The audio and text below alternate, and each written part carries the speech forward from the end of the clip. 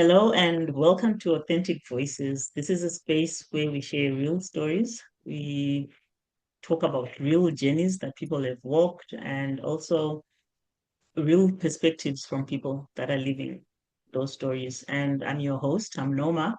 And today's episode is a special episode for me. I'm joined by Paida Kamanga, who is also who just happens to be our first female guest on Authentic Voices. And honestly, I couldn't think of a better person to get us started off on this chapter. So thank you, Paida, and welcome to Authentic Voices. Thank you for welcoming me. I appreciate for inviting me, for giving me the opportunity. Yeah. Thanks, Paida. And we're really excited to have you.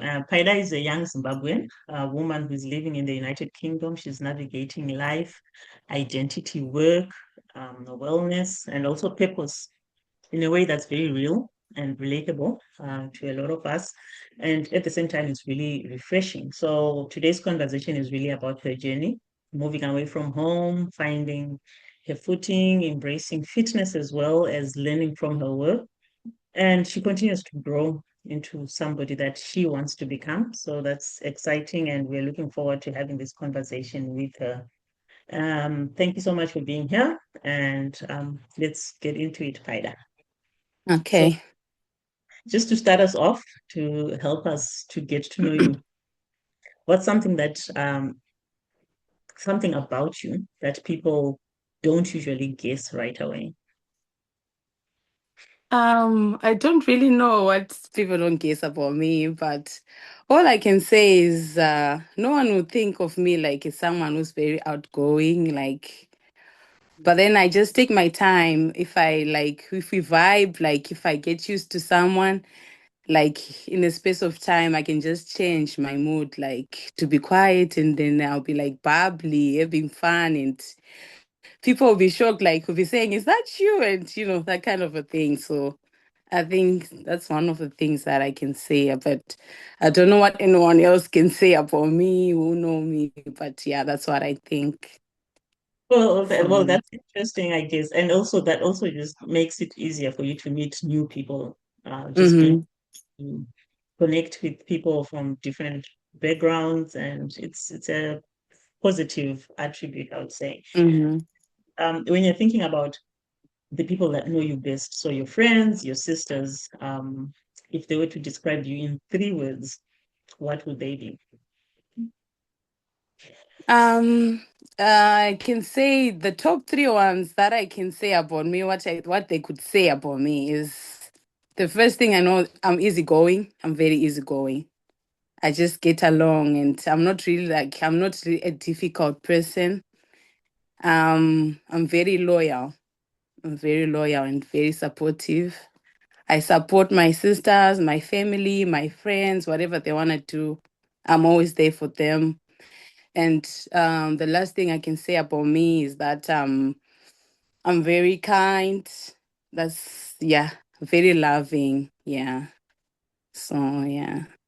Mm. Well, and those are great attributes. I'm glad that you can actually talk to them, like Mhm. raise those as your attributes and also just add a little more context to them. And it also helps us to get to know you better and get an idea of who you are as a person.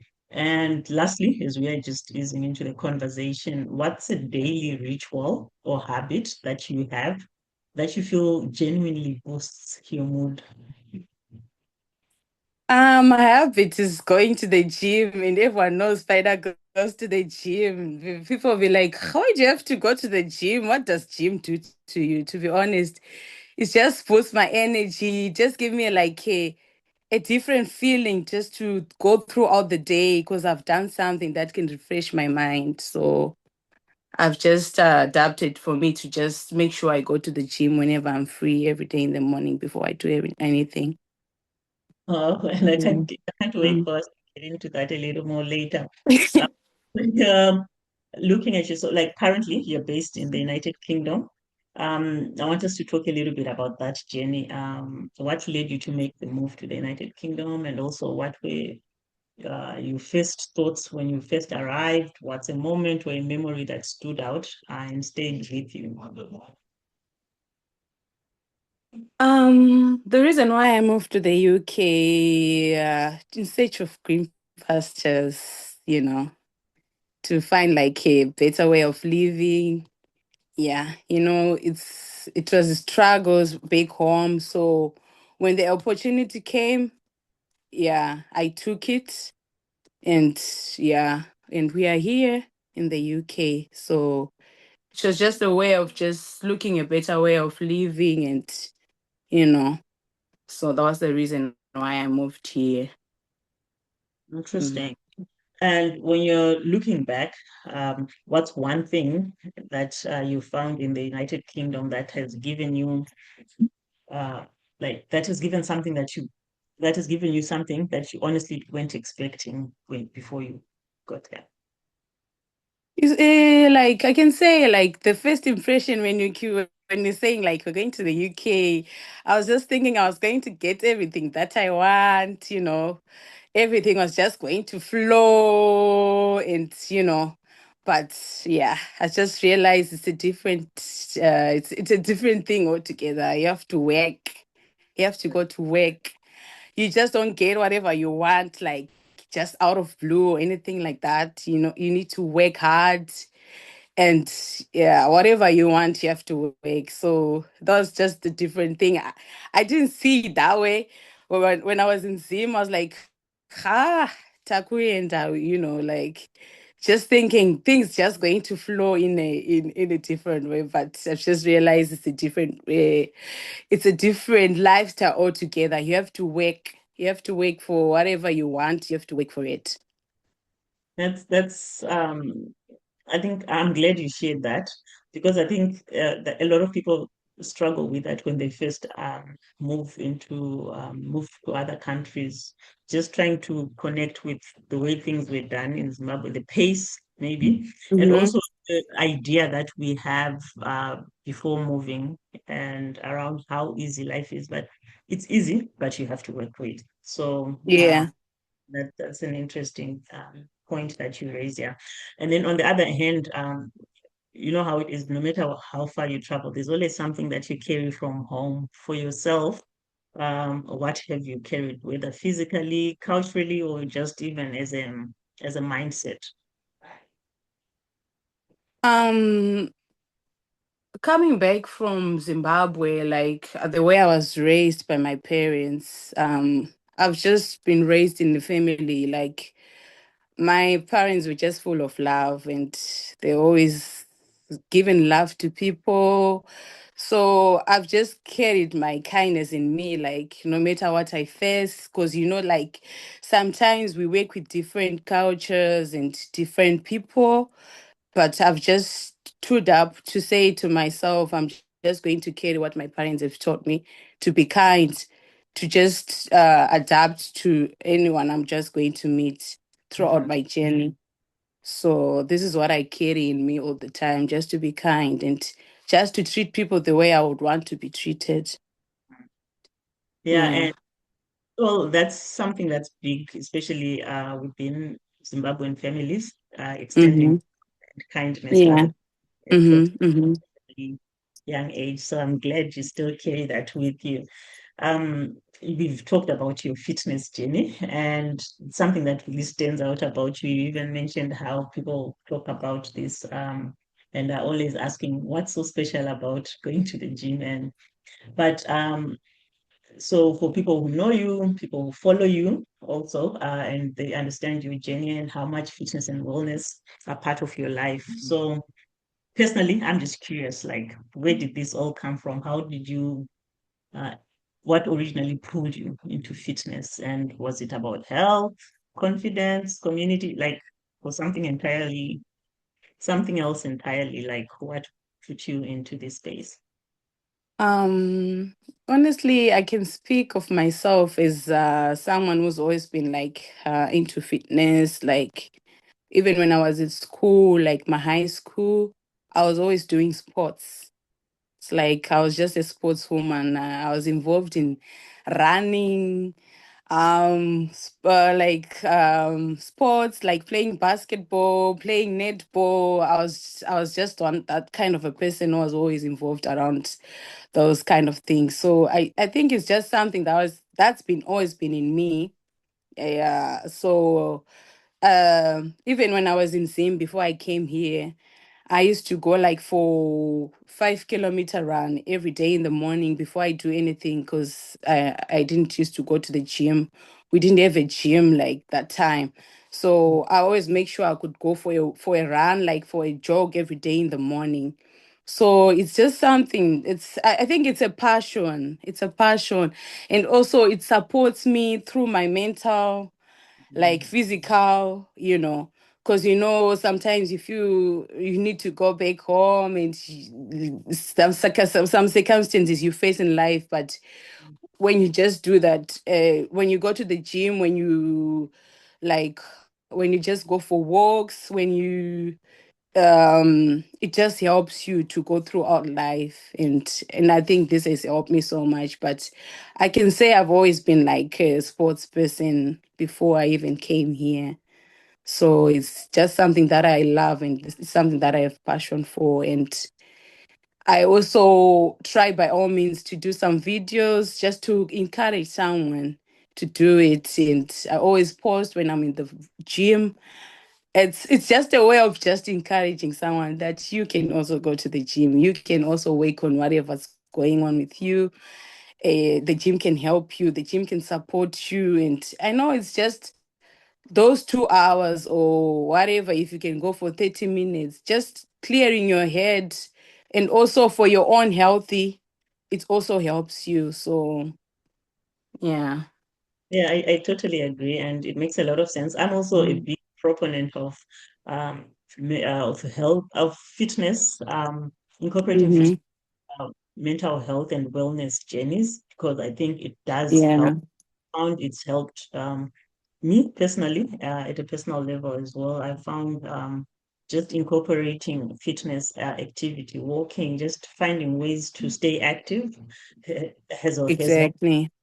And of Mm-hmm. course, we also play around with things like diet and things like that. But starting off from that point, I think it's really interesting, and also that you studied it at a very young age, right? So it's exciting to think of it that way.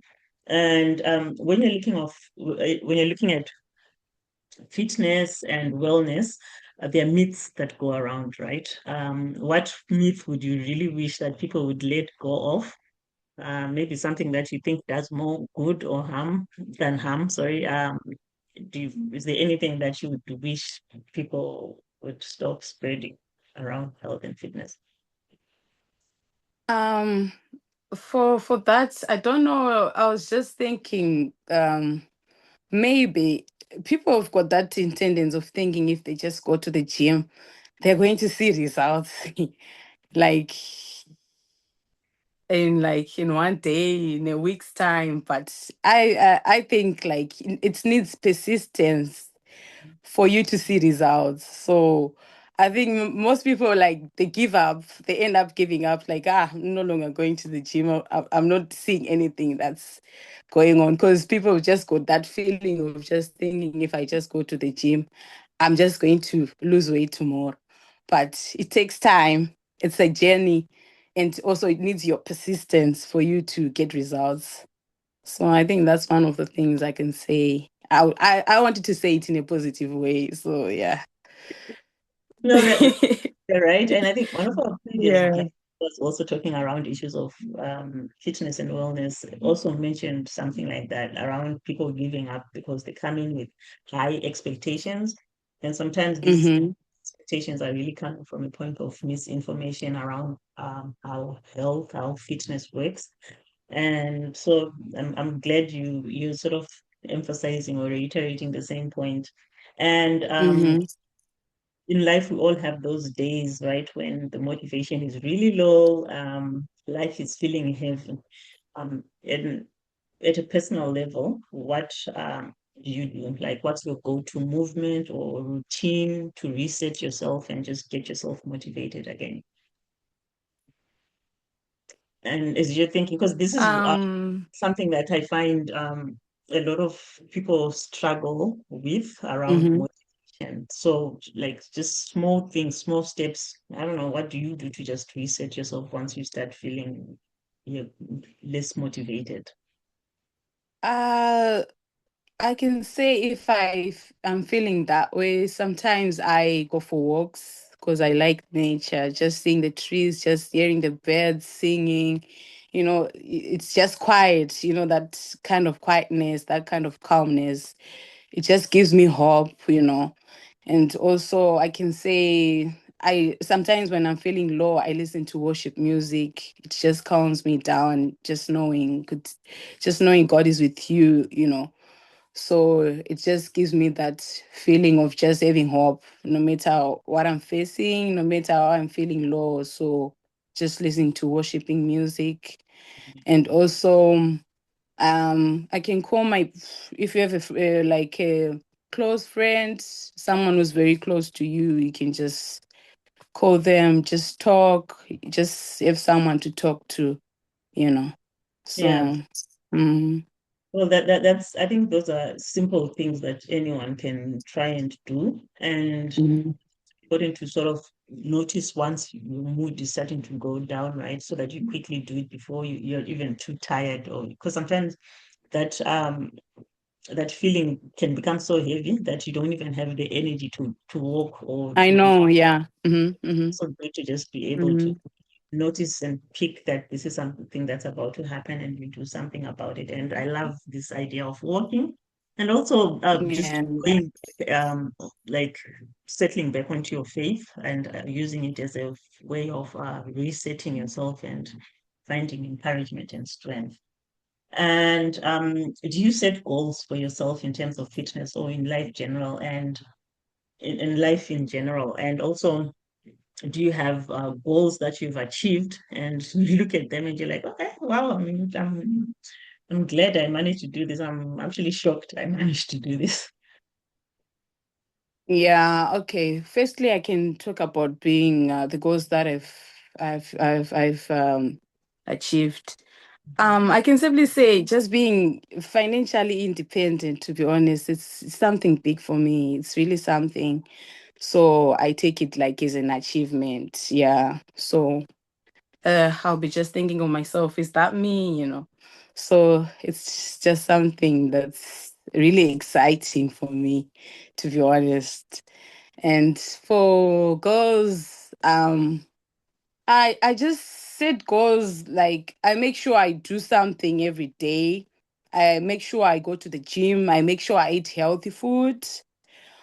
So I don't really set goals for me because I just don't want to put myself in a situation where I have to do like certain things, but I just have a routine of knowing that I have to do certain things, like making sure I go, like when I go to the gym, I go for classes.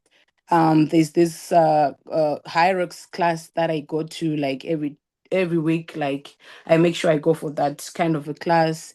It just gives you strength. It's all about cardio, and it's something that I do. So that's are the kind of goals that I've set to myself. That I make sure I eat like healthy food. Make sure I go to the gym, and I make sure I go to the classes, and yeah, those kind of things. So yeah. And what Uh, was the other question? You said that you asked me the other question. well, I was just The asking, point.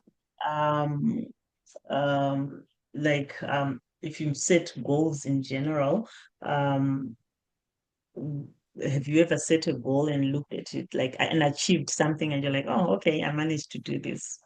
I've been successful Oh, in. this is what I said. I don't like. This is what I said about being financially independent, and yeah. Yeah, and I think Mhm. that's also a great goal and also a great achievement on its own because a lot of people find themselves in situations where they are not able to really to be able to stand up like on their own For and themselves. yeah, so that's a great achievement. And when we if we shift a little bit and start talking about your work, more in terms of the meaning and the impact of it. When you're thinking about your work, what part of it makes you say, well, I'm glad I'm doing this? The part of work that makes me excited is whenever I go for my shifts, the clients that I take care of, they kind of get excited when I get there. So they'll be like, "Oh, Friday's on shift today." They've got that joyous like faces just to see me. So it's something that I do every day, isn't it? So it just gives me hope, like, oh, okay, I'm making someone happy. I'm bringing a joyous face to someone's face. It's just a good feeling, to be honest. Yeah, Mm. yeah, and I think just the fact that you're in human services is it gives you an opportunity to also just pass on, right? Those attributes we were talking about earlier about yourself, how you're somebody who's raised Mm-hmm. a family of love, Yeah. and just making those small changes in people's lives, bringing joy to them when you come in for your shift. I think it's exciting and it's glad. I mean, personally, I'm just glad that you get to touch people's Yeah. in that Just making a difference in their way. lives. Exactly. Yeah. And when Mm. you're also looking at your experience and your role in that job, what has that taught you about people as well, or even about yourself? Um, is I can say like we've got different people. I've just realized we are different people. We've got different cultures. So I've learned to just adjust and to um make sure like people have got the way they see things. So it's always good to just able to communicate, to support each other with the way they are, because I might be like the way I am and someone will be like different. So if I see someone being like that and then I'll be giving an attitude, it doesn't work like that. Yeah. So I've just learned to take people as they are. And also, I can say for the kind of job that I do, I work with people with autistic, who are autistic, Mhm. who've got challenging behaviors. So they've got different moods every day. Some days they are happy, some days they're there, some days you can't even deal with them. So you just have to adjust and learn them and able to manage how they are at a certain time. Mhm. So it's just something that I've realized that people are different in their own way. So you just have to learn to take people as they are. Well, yeah, and Mm, as we are all different, everyone still wants mm, that empathy and compassion, right, extended to them. So mm, that's a new yeah. change that you're raising. And Mm. I know that sometimes it's also like the small moments that stay with us. Is there moments that you've witnessed at work? You don't have to give like a particular example as such, but just something that helped to restore your faith in humanity. Like to say, oh, okay, you know, people are still empathetic, compassionate, and I can speak of, like when you help someone and then he comes to you and say thank you, thank you. It's just a good feeling knowing someone is saying thank you for helping you, thank you for helping me, and you say it like many times. Just knowing someone is able to say thank you to you for what you're doing. Thank you for what you're doing for me every day. Thank you for helping me. It just shows that those people appreciate. So it's just a good feeling altogether, just to know someone is able to say thank you for what you're doing for me. yeah, So it just gives me hope and yeah. yeah. It's good even when you're doing your work. I will Mm. say that even when someone is doing their work right, but they still deserve to be appreciated for what they're doing. Yeah. Do is also Mm-hmm, mm-hmm, mm-hmm, mm. great, and you bring uh, joy, you bring peace in people's lives as well through that work. So I'm glad that you also still get to experience that and see. that they still. Yeah, it really gets me going. Just when they Mm, really say thank you so much, and they will say it like many times. They keep on yeah, saying thank you. And I'll just say to myself, I'm doing something amazing, and God is seeing my works. yes. Mhm. Yeah. And like as I'm listening to you, I'm also just seeing like a clear growth in your journey. And when you're reflecting on your life as Paida, what's a challenge that you faced, but that ended up shaping you up in a positive way? Speaking of challenges, when I moved here, I didn't come with my kids. So it was really hard for me, to be honest. Like, I used to stay with my kids, and my mom was taking care of my kids. But yeah, as time goes on, I managed to bring them here. So to be honest, it was kind of a challenge for me. It was really hard. So, but anyway, we are here. I'm with my kids and I'm happy. No, Yeah. that's well, and also it's good that your mother was also able to step in and help you during that Yeah, difficult. she supported me so much. Yeah, Yeah, she did. And I appreciate for her. yeah. And Mm. when you're looking at your life, is there something that your younger self believed in, but that you no longer believe in today? Look at if I look at my younger self, I used to just think like I can get anything that I want. It's any given point of time. But as I've grown now, be it anything, you need to work for it, and nothing comes like while you are sitting. Anything you might say you want, be it relationships, be it what, be it work. You need to work hard. You need to put yourself in it for things to work out. So that's what I've just realized when I was growing up. Yeah. Yeah, and I'm glad that's an important lesson I think that you learn. And Yeah. I also find like with each day, I find I'm slowly turning into my mother. The things that I didn't like about her when I was younger, those are the things that I Yeah. do myself now. But Mm-hmm. just emanating or revolving around that issue you're talking of working, you need to work hard for anything. And your idea of success, has it changed as you have grown? Like what you considered as success maybe 5, 10 years back, is it still the same, or has experience changed how you view success? Um, success, success to me, it's just putting work in anything you want to do. Be it going to work, because I believe people have got a tendency of thinking success is having like material things in life. So as for me, going to work, it's a success. Like even if you're doing a small business, I see it as a success. So just knowing you're doing something with your life, I feel like you're being successful. So that's how I see success in my own point of view. That's interesting, and Mm. I hadn't thought of it that way. But you're right, like the Yeah. small Mm-hmm.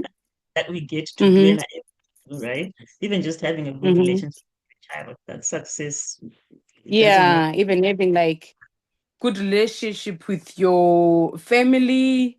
I can Mhm. say I've got a good relationship with my family. We meet up, we have fun, we laugh together. I feel like that's success. Because it My doesn't kids matter. look up to me. My kids look up to me. My kids will tell me, "Mom, it's time for you to go to work." That's something. They know mom has to go to work, and they know my time. They'll just say, "Mom, you're going to be late. Can you start getting ready?" Those kind of things. It's Yeah, just those little things, to be honest. Sometimes in life, yeah, right. yeah. Yeah, because it Mm. doesn't work out that way for everyone. And so if Hmm. work is in that way, yeah, that is success. And are there moments now in your own life that surprise you? And when you look at them, you're like, oh, okay, I've grown. This is not what I would have done, or this is not how I would have looked at it when I was younger. I can simply say sometimes I do speak to people like giving advice, you know. I'll be like saying to myself, is that me like, giving someone advice and some people looking up to you, and just saying, Faida, I want to do this. What do you think? It's just a good feeling, someone coming to you, just getting an idea from you. So when I think of it to myself, I'll be like, wow, I'm grown. Yeah, So yeah. that's interesting. Mm-hmm. That's interesting. And I just want us to pause, right? I want to pause and acknowledge something special. I mentioned this earlier in the intro that you're actually our first female guest on the show. So we're excited to have you.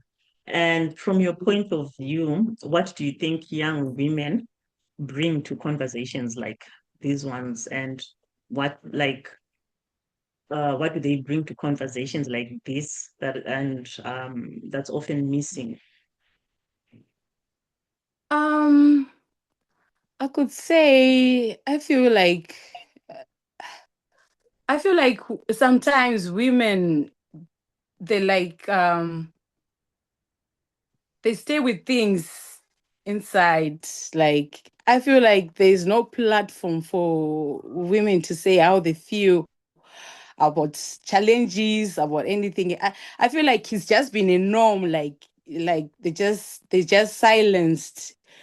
They don't have that confidence in them to bring up how they feel.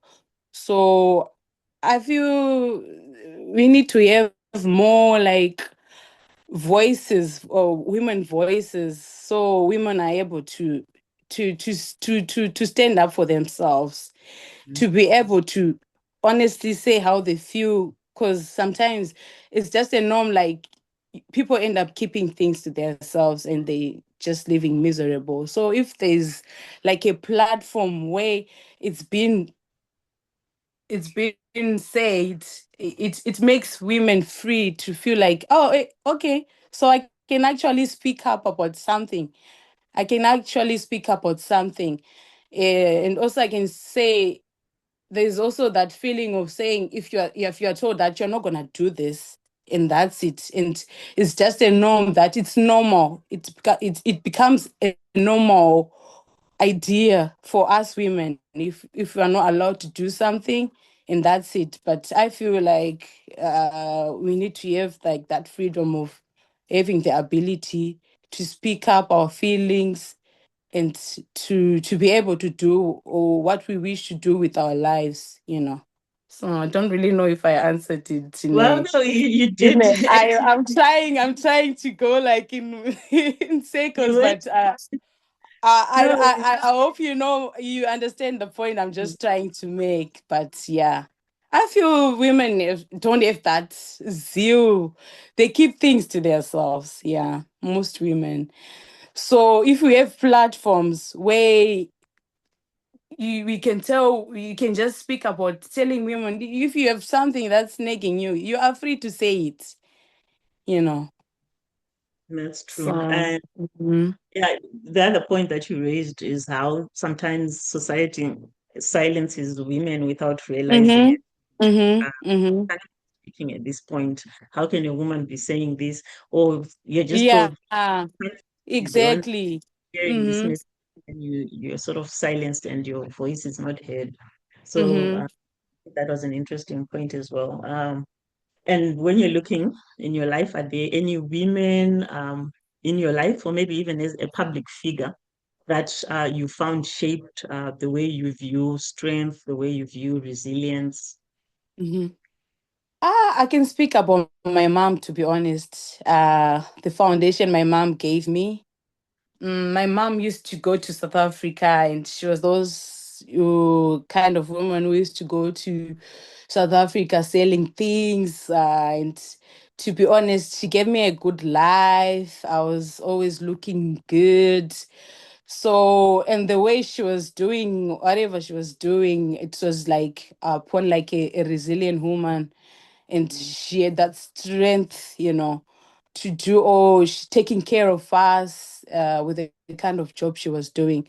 So it just gives me like that kind of strength that my mom, if she could do it for us, why can I not do it for myself? Why can I not do it for my kids? So it's just that woman who keeps me going. And it was really hard for her, but she could do it. She could do it. So my mom is my role model. Mhm.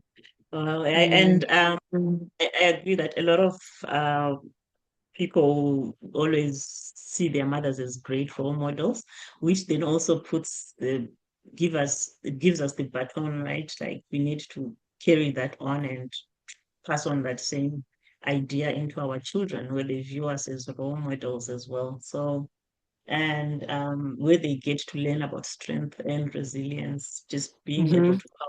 So that's thank you for sharing that. And also finally in this particular section around women, what's something that you wish more women felt permission to do unapologetically? I know you spoke a bit to that, but Mm. are there particular issues that I know you spoke about allowing their voices to be heard, but is there anything else that you think I wish women could just be able to do this without, any fear, no, yeah. Yeah, I feel women, the first thing I would want to speak is women should choose themselves. Choosing yourself, no matter what. Let's try to choose ourselves more often. Just loving ourselves. Don't wait for anyone to love you. You can do it. You can actually love yourself. Just choose yourself. Because in many cases, people live miserable, just waiting.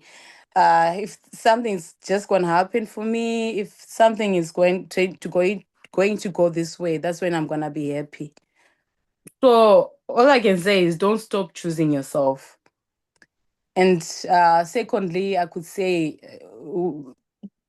upgrading yourself. Like I can speak about the foundation of upgrading, like going to school, you know, going to school. Yeah, we should do that unapologetically. That's the other thing. And also to speak with confidence, just to have that confidence in yourself. It's also a good thing to have as women unapologetically.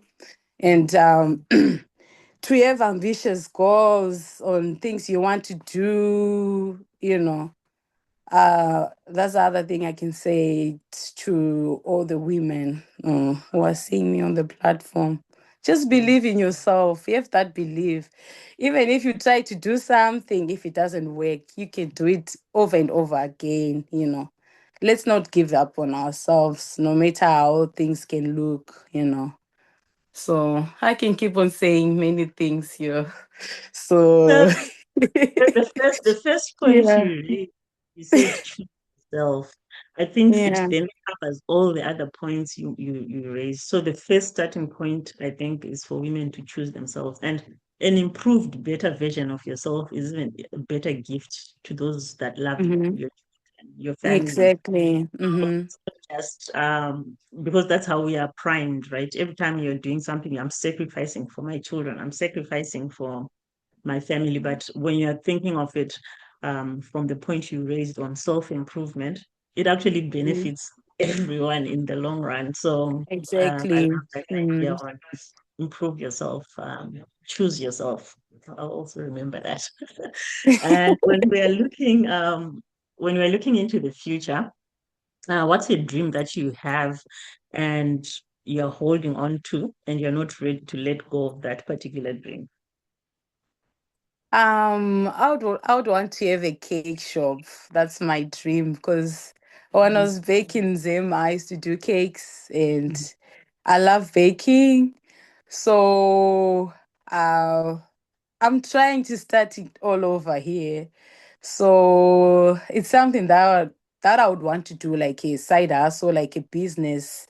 So I would want it to grow big. So it's just a dream that I would just like you can just imagine things. So I can like start like during the day I can just imagine seeing myself, oh, I can have this shop. So I'm not letting go of that vision that I keep on saying. So it's something that I would want to do, to have a cake shop. For now, I'm trying to bring back my business. So that's my dream, to have a cake shop. Well Yeah, done. to just have a business, to do like a business so my business can grow. I can bake cakes, bake wedding cakes, you know. So that's what I would want, and I'm not letting go of it. That's a beautiful dream, yeah. Yeah, And it go. yeah. One of our, I think the next episode, one of our guests is going to be talking around entrepreneurship, and this is also somebody who moved from a different career into business, and it's those baby steps that you need to take. And if you've got your vision and your idea, don't let go of it. It will come to pass with resilience, right, and Yeah. persistence. And when you're thinking in 5 years, what would you love to have added to your identity? That could be maybe something personal, professional, or something that's just totally unexpected. Um, I would want to build my educational level to improve my career, like even in education growth. Mm. So that's I'm looking forward to, like in 5 years. So to do courses, to just to add up on whatever I'm doing now, to maybe be a better person in a way.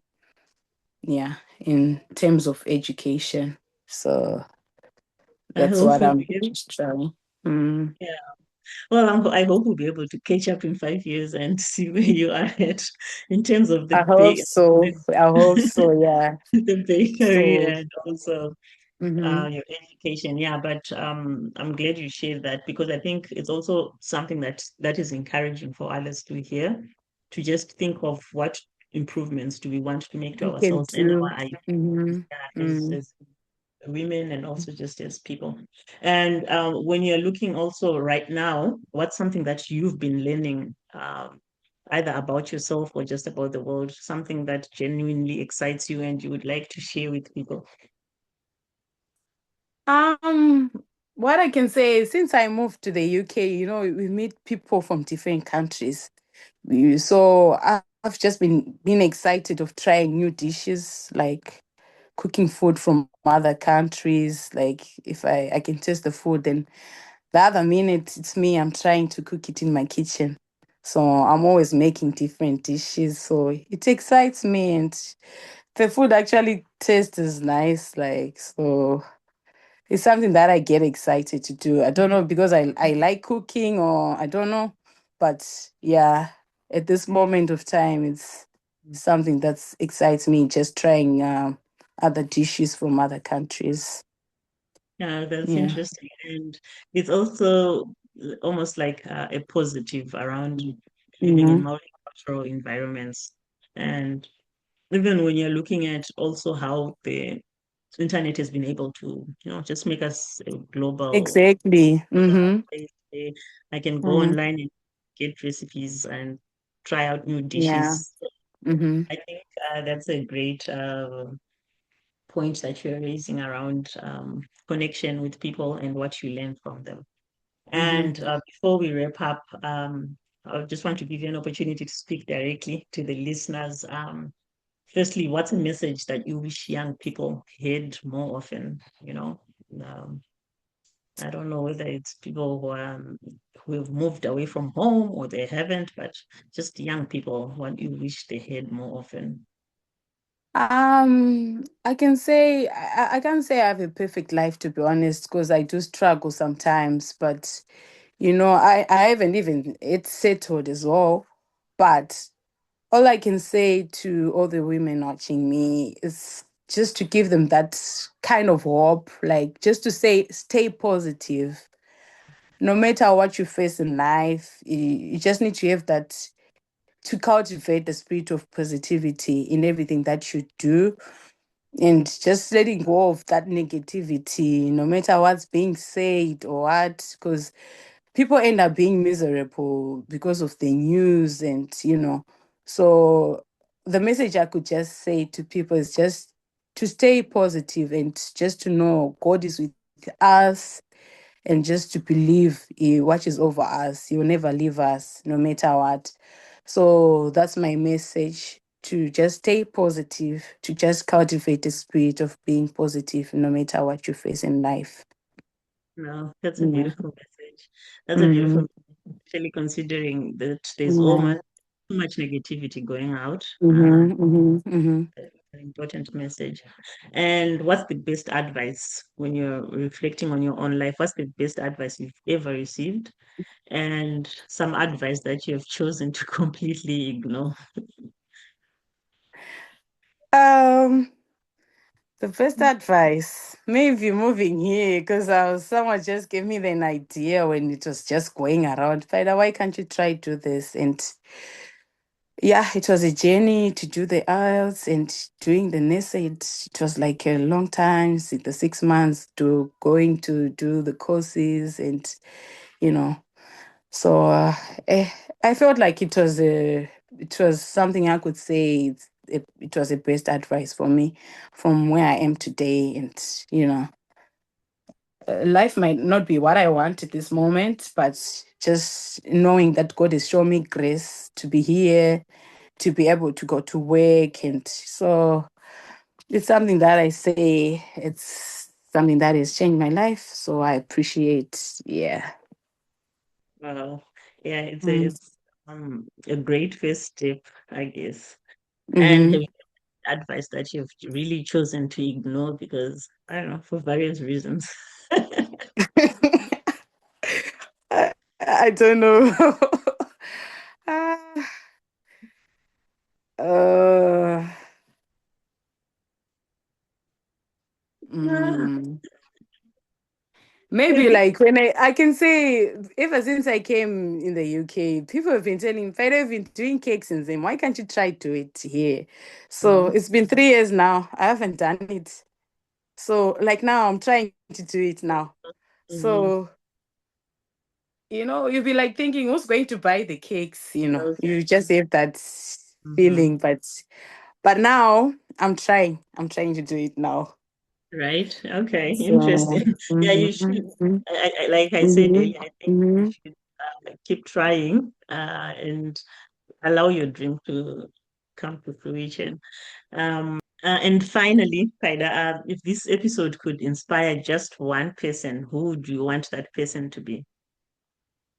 I can say anyone listening, and anyone who's just listening to this episode, I just want to say stay positive, and whatever you want to do, try and do it. Don't give up, no matter how it looks. If you want to try a million times. And also, all I can say is always put your trust in God in anything that you're going to do, and just put God first in everything, in all your plans. Put God first. Mhm. That's my Wow, message. Yeah. great advice and a great conversation, Paida. Thank you so much. I'm truly grateful for your honesty, your energy, and Mm. also your openness as we had this conversation, which I felt brought brought into perspective a lot of issues that we need to just be mindful of as people, as people who are either immigrants or people who even people who stayed at home, and for young people and for women. You brought up a lot of insightful points that I thought were great that you mentioned. And also to everyone who's listening and who's watching this episode, thank you for spending this time with us. And if something in this episode resonated with you, I Mm-hmm. encourage you to share it and also to reflect on it, right? And even Yeah. start conversations on this. Paida's story was interesting, and thanks again, Paida. You know, Thanks to like you. I enjoyed, sometimes it's always good to just have the ability to talk to someone. It's just Oh, it's a good yes. thing. Yeah. Yeah, and I believe using your voice, we all have a responsibility to use our voices for to improve our own lives, but also other people's lives. And so I think by just sharing your story, someone is going to listen to it, someone is going to be encouraged, someone is going to also learn something from it. So thank you so much for sharing. Thank you for the time and for choosing me. Thanks. So this episode is going to be available on Authentic Voices website, on YouTube, Spotify, and Facebook. And as always, I encourage you to subscribe or follow so that you're able to join this and other conversations. Until next time, I'm your host, Noma. Thank you for joining us on Authentic Voices.